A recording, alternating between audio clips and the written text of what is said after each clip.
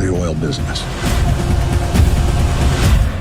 Welcome back, everyone, for another deep dive. Today we are diving into some pretty big changes happening over on Paramount Plus, specifically with the show Landman. Yeah, Landman, if you watch the first season, it was pretty captivating stuff. Yeah. It's like this, right? You find yourself hooked on a show, say Landman, and then boom, all this news starts popping up about what's coming next. Season 2 rumors, casting shakeups. It's enough to make your head spin trying to keep up. Oh, tell me about it. You're not wrong, and that's where we step in. We're like your personal Landman Season 2 intel team. We've combed through all the reports, the insider gossip, everything to bring you the need-to-know info. Precisely. Yeah, so we've pulled from a bunch of different sources today. We've got articles from Screen Rant Exerto, and then also some observations from the Pulse 3 Info YouTube channel. Yeah, they always have some interesting insights. Oh, for sure. So we really wanted to hone in on the essential news for Landman Season 2, especially with some of the casting changes that we've been seeing. Right. Yeah, how those changes are going to affect the trajectory of the show. What direction are they going to take things in? For sure. Yeah. So without further ado, let's get into it. Landman is officially coming back for a Season 2 on Paramount Plus Po. That's right. And what's interesting? How fast it all happened. I mean, it was only 2 months ago, back in January 2025, when we had that intense Season 1 finale. That speed, it kind of speaks volumes, don't you think? It really does. I think it goes beyond just how popular the show is. Paramount moving this quickly to renew probably means they're super confident in Taylor Sheridan's vision, in his ability to really resonate with viewers. It's like Paramount's co-CEO, Chris McCarthy, said Sheridan's got this neo-Western style that seems to be hitting a nerve right now, It's this blend of those classic themes like rugged individualism, ambition, colliding head-on with all these modern-day issues we're grappling with, energy, climate change, the whole deal. Seems like that combination is really striking a chord. No doubt about it.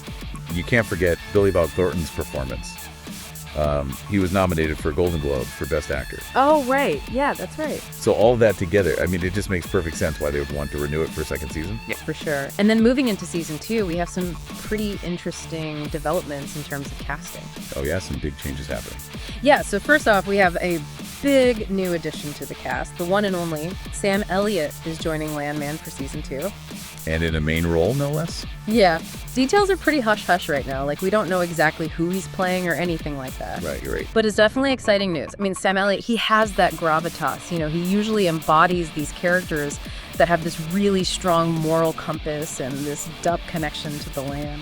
Yeah, he definitely has a certain presence on screen. Oh, for sure. And, Landman is all about, resource exploitation and those ethical gray areas within the oil industry. So it'll be really interesting to see how his character, kind of shakes things up. Yeah, is he going to be another force for, profit, Or will he be a voice of reason, maybe even a contrasting viewpoint?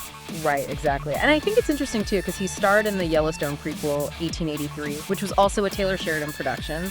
Oh, that's right. And wasn't Billy Bob Thornton in that one, too? Yeah, he had a guest role. So there's already a connection there between the two of them. Exactly. So I think, it's really cool to see these connections across Sheridan's work and to see how they might kind of weave together different storylines and characters. It all ties together somehow? Right, exactly. And then on the flip side, it seems like Jon Hamm might not be returning as Monty Miller for Season 2. Yeah, it's not looking good for Monty fans. Yeah, I mean, his character really resonated with a lot of viewers, but there's a few factors that kind of point to him not coming back.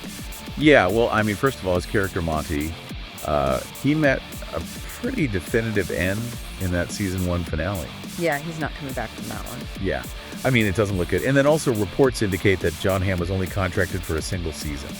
Right. Yeah, those limited engagements are becoming more and more popular, I think, especially with these big-name actors.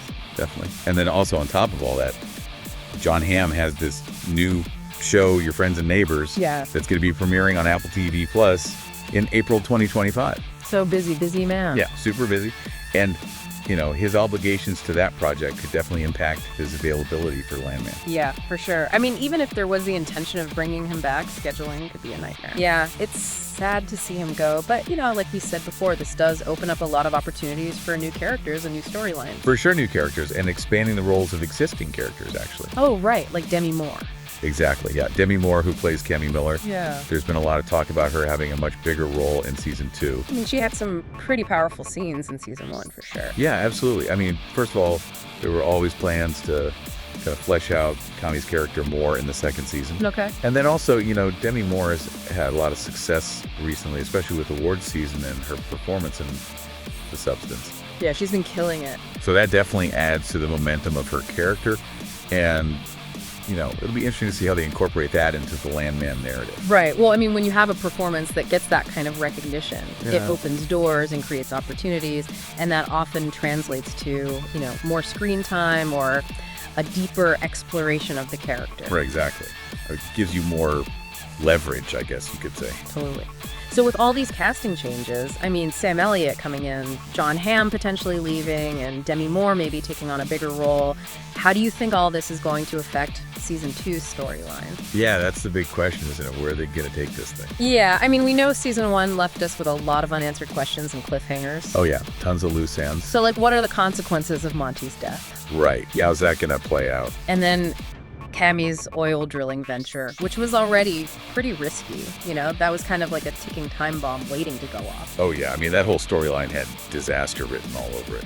Exactly. And then you throw Sam Elliott's character into the mix, and it's like, who knows what's going to happen? I mean, is he going to be an ally or an enemy? What's his role going to be in all of this? Yeah. And on top of all that, you still have Galeano and the cartel lurking in the background. Oh, yeah, that's right. I mean, that underlying tension and that threat that was present throughout the whole first season, that's not going away. Not a chance. Yeah. Season 2, I mean, it's shaping up to be even more intense, maybe even explosive than the first season. Yeah, for sure. And you can't forget about Taylor Sheridan, who's the mastermind behind all of this. Yeah, Taylor Sheridan, he always delivers. Oh, yeah, for sure. I mean, even Chris McCarthy, the CEO of Paramount, he's said that Sheridan has this amazing ability to tap into those neo-Western themes, stories about the clashes between tradition and modernity. Yeah, and usually set in these rural settings. Exactly, and exploring things like land ownership and power and morality and all of that set against the backdrop of these really relevant contemporary issues, like energy, climate change, economic growth. Yeah, it's more than just cowboys and horses. It's tapping into something much deeper. Exactly. It's like those anxieties that we're all facing in the modern world, Right. And that's what I think elevates it beyond just a typical Western. It's got those layers of complexity and relevance. Totally. Yeah. So to sum it all up for our listeners, here are the key takeaways as we look ahead to Landman Season 2. All right, so we have a confirmed renewal for Season 2, which is great news. Yes, very good news. We have some really significant casting changes. Sam Elliott joining the cast, potentially Jon Hamm leaving, and then Demi Moore's role maybe expanding. Yep, and all of that indicates a potential shift in the narrative for Season 2. Yeah, some new directions they could go in. And, they're keeping the specific plot details under wraps, but with all these new characters and the unresolved storylines from Season 1, it's safe to say that we're in for some more high-stakes drama in the West Texas oil fields. Oh, yeah, for sure. They laid the groundwork in Season 1, and now, with these changes in Season 2, it just feels like the stakes are going to be even higher. Absolutely. So, as you process all this information, here's something for you to consider. With all these changes in the cast and those lingering storylines from Season 1, what kind of boom or bust do you think we're in store for in Season 2 of Landman? How will these new dynamics reshape the show that you experienced in the first season? A lot to ponder, and if you want to stay up to date on all the latest news about Landman and other interesting topics, be sure to check out the Polls 3 Now Pro YouTube channel. They do some great work over there. Absolutely. And with that, thank you for joining us for this deep dive into the world of Landman. We'll catch you next time.